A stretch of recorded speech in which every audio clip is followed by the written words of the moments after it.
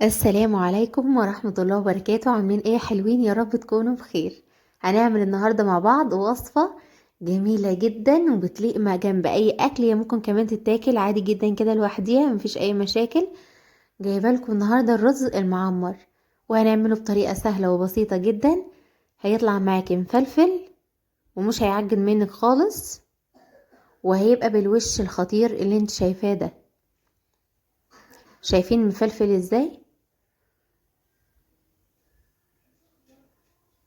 لو مشيت على الخطوات بالظبط وجربتيه بطريقتي بإذن الله هيعجبك جدا. شايفين انا كده كمان بغرف من تحت خالص اهو، القعر بتاعه مش لازق ولا في اي مشاكل. لو جربتيه بالطريقة بتاعتي دي هيظبط معاكي وهيطلع معاكي حاجة كده اخر لذيذ. يلا بينا نبدأ الفيديو بتاعنا ونشوف الطريقة بتاعتنا. هجيب الطاجن بتاعي كده، المقاس اللي انتوا شايفينه مقاس وسط،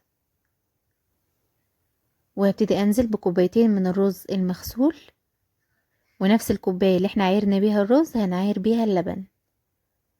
هبتدي انزل معلقة كبيرة كده سمنة ومعلقة زبدة، عايزة سمنة بس او زبدة بس مفيش اي مشاكل.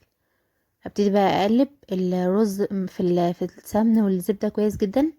لازما الرزية معايا تتغلف بالمادة الدهنية اللي انت هتحطيها علشان يطلع مفلفل زي ما شفتيه في اول الفيديو.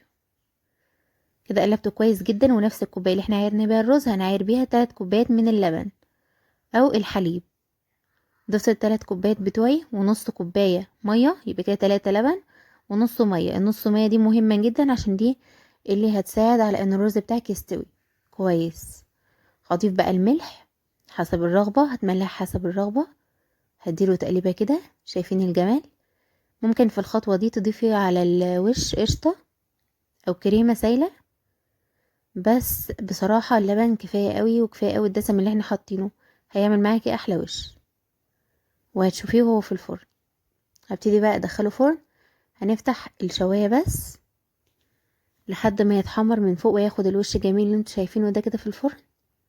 هبتدي اقفل الشواية واولع من تحت عليه على درجة حرارة 180، وهتسيبيه حوالي نص ساعة. هيطلع معاكي زي ما انت شايفة كده. طبعا مش هنفتح الشواية تاني، هي نص ساعة بقى اللي احنا هنسيبها في الفرن بعد ما نطفي الشواية هتسويه. والوش احنا خدناه في الاول، فهيطلع معاكي بالجمال اللي انت شايفاه ده. سهل ولذيذ جدا، اتمنى تجربوه على طريقتي وباذن الله هيظبط معاكم لو مشيتوا على الخطوات بالظبط. اشوفكم بقى في فيديو جديد وفكرة جديدة باذن الله، والسلام عليكم ورحمة الله وبركاته.